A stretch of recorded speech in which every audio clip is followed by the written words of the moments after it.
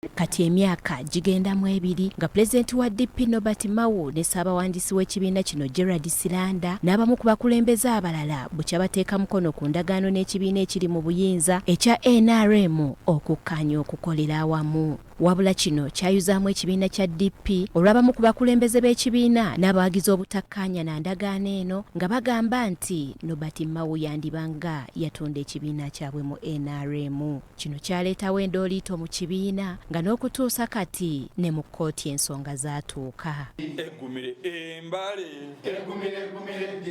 Mu lukuŋŋaana lw'abannamawulire banna-DP lwe baatuuzizza mu kibuga Mbale baasabye kkooti eyise ekiragiro ekibawa obuyinza okulonda obukulembeze bw'ekibiina obujja kubanga obwa Nobert Mao ne Gerald Silanda tebakyabalabanga bakulembeze baabwe. Twafuna court order omwezi ogwo guwedde nga court order egamba nti olukiiko lwa Mao yalondebwa nalwo lwalondebwa bweru w'amateeka era lwavoola constitution.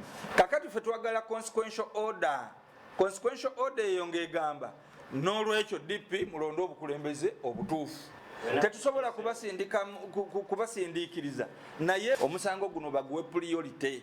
Bano nga bakulembeddwamu omubaka wa Buyikwe South, Dr. Lulume Bayiga bategeezezza nti Mao ne Silanda ekibiina kyabwe bakitunda mu NRM nga bayita mu ndagaano gye baateekako omukono DP ne NRM okukolera awamu ekisanja kino. Abantu baffe babadde baweddemu amaanyi ngera buli gye bagenda babagamba Mao yatunda ekibiina kyammwe, Mao ne Silanda bagenda kukolera gavumenti babatunda.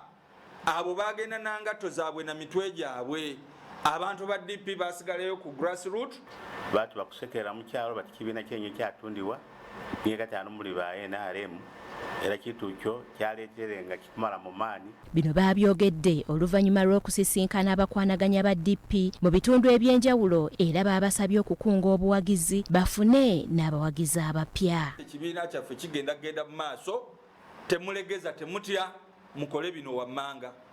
Ekisooka okuddamu okuzuula abantu baffe gye bali baddemu okukunga abantu abagenda okwegatta ku kibiina kyaffe kye tuyita recruitment, baddemu okuzuula bacandidates abagenda okwesimbawo mu kibiina kyaffe era mu structures zino ezinaaba zikoleddwa mwe mugenda okuva obukulembeze. Abakwanaganya b'ekibiina kya DP okuva mu bitundu nga Bukeddi, Teeso, Bugisu, Sebeyi n'ewalala beeyamye okwongera okukunga abawagizi nga bwe balagiddwa okusobola okutwala ekibiina kino mu maaso. Abantu efe ne badulumire olwa Mao tunde pati efe nti mugole mwengandiise kushiringo era DP iri mu buwangazi. ODP tebamutundanga wabula abantu baali batukulembera ni abaabire. Bino bijjidde mu kiseera ng'ebibiina by'obufuzi byonna biri mu kwetegekera akalulu ka bonna aka 2026. Evelyn Nakyejwe ne Nelson Gonsia, BBS Telefina, Gambuuze.